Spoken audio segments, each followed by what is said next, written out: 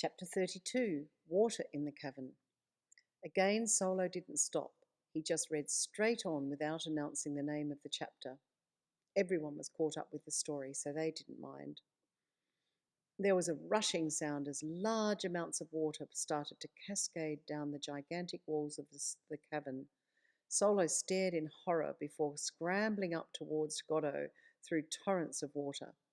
Finally, he reached the stone seat next to the labradoodle and sat down, quite out of breath. "What's happening?" asked Solo. "And why didn't you tell me that we were about to be flooded?" Godot just sat on his stone seat, looking very proud. After a while, he said, "Oh, dear boy, just wait and watch." The flying glowfish formed a circle near a huge round tunnel leading into the cavern through its wall. Each glowfish seemed to know exactly where it ought to be, and the circle looked for all the world like a crown of glowing pink diamonds. To Solo's utter amazement, a large creature dived out of the wall straight through the circular crown, which then followed the creature to rest upon its head, even while the creature circled around and around underneath the water below them. Godot stood up and shouted, "Long live the princess!" Solo stood up and echoed Godot's words. "Why, thank you," said the creature as she lifted her head out of the water. "And thank you for coming. Godot, it's been more than 1,000 years. We must meet up more often. So much has happened. I suppose you know much of my news, as I do yours because of my regular visits with Tambrit Platypus." "Yes, your grace," said Godot. "Tambrit is a good friend." "Indeed. Would you like to introduce me formally to your young friend?" asked the princess. "Certainly," said Godot. "Solomon Dew, this is the princess of the magic sea dragons. Princess, this is Master Solomon Dew, known as Solo. I believe you know his younger brother, a Master Anatole Dew, known as Toll." "I do indeed," said the princess. "Please be seated. I'm pleased to meet you, Solo, as I'd been hoping you might turn up. Actually, I have a message for you to give to your brother." "I'll try," said Solo, "but Anatole, has gone on a training adventure, and I'm not sure when I'll see him again." "Oh, I do hope I'm not too late then," said the princess, tossing her horse-like head. "We might as well be full of hope, don't you? But we might as well be full of hope, don't you agree?" Solo nodded. "Right," she said. "Here's the message. When all looks lost, don't be cross. Just turn it on its head. Have you got that? You must memorize it and reassure him that he can share this riddle with almost any creature at all. He'll recognize anyone who's not safe. Could you repeat the riddle for me, please?" "When all looks lost," said Solo, "don't be cross. Just turn it on its head." "Good," said the princess, "but I need to make sure you don't mix up any of the words. Again, please." Solo had to recite the riddle over 20 times before the princess was satisfied that he knew it by heart.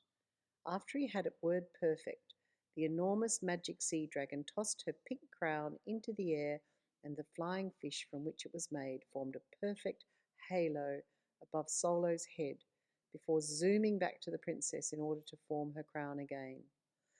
"I must rush. Sorry, no time for tea today, Godot. Maybe next time." Godot nodded with an understanding sort of a smile. "Always a pleasure, Anisha," said Godot. "Next millennium it shall be."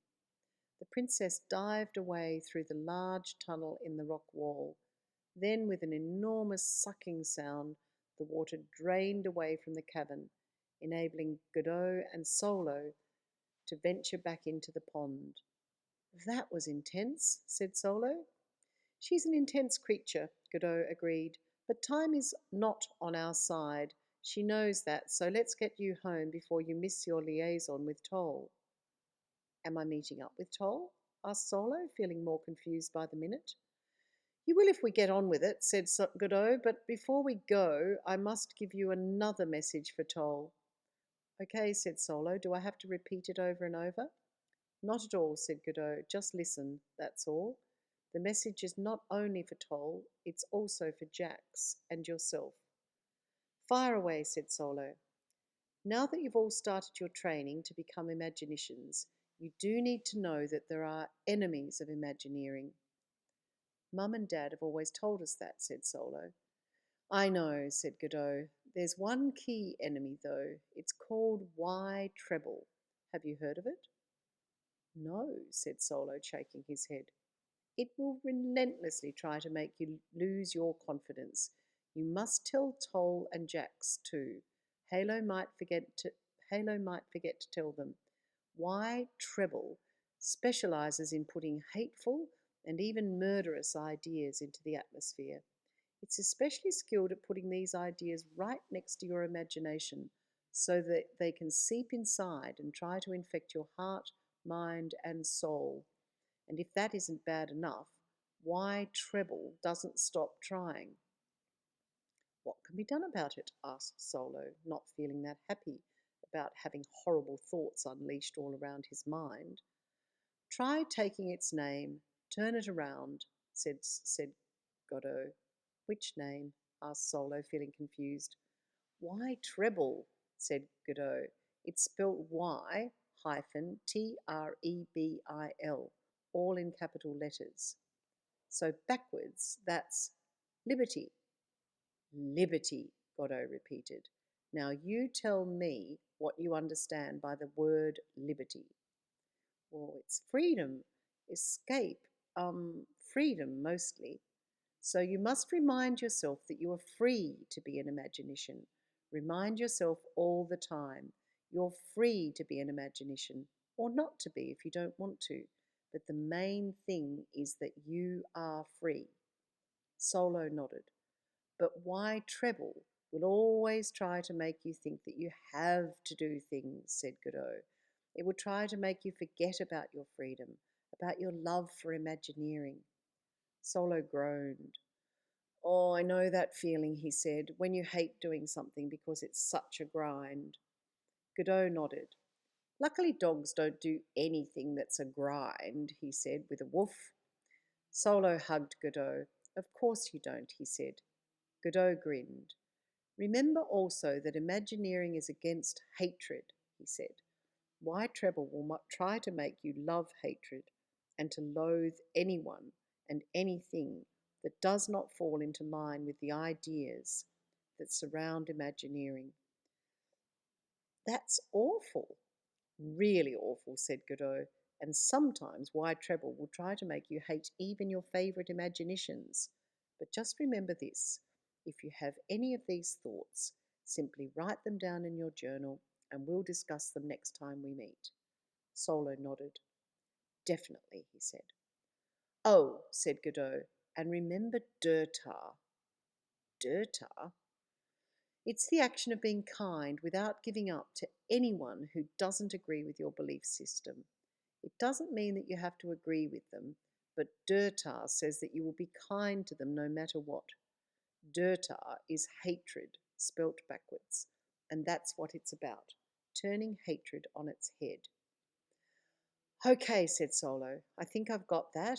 I don't hate anyone at the moment, not really, but I suppose if something's going to start putting bad thoughts in my head, I'll need to concentrate on this Derta business. Godot gave a happy bark. And don't forget to pass this on to Toll and Jax. But remember the riddle, because that's the most important thing of all right now, said Godot. Solo grinned. When all looks lost, don't be cross, just turn it on its head. Godot stood up and put a paw on each of Solo's shoulders. One last thing. What? Asked Solo. I'd like you to have the band on my front paw, said Godot, nodding towards the right paw.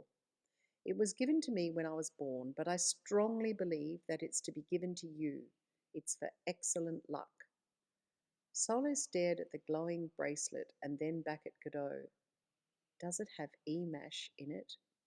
Only traces, but it will help you in your life, and it will help friends when you are near them. Solo smiled. Go on, Take it off me and put it on your wrist, said Godot with a happy bark. Solo felt his eyes well up with tears. What a day! Godot shook himself all over. Now, are you ready to go back through the pool? He asked. Sort of, said Solo. I just hope the water doesn't wash all this information out of my brain. Never, said Godot. Without waiting a moment longer, both Godot and Solo dived into the murky purple depths.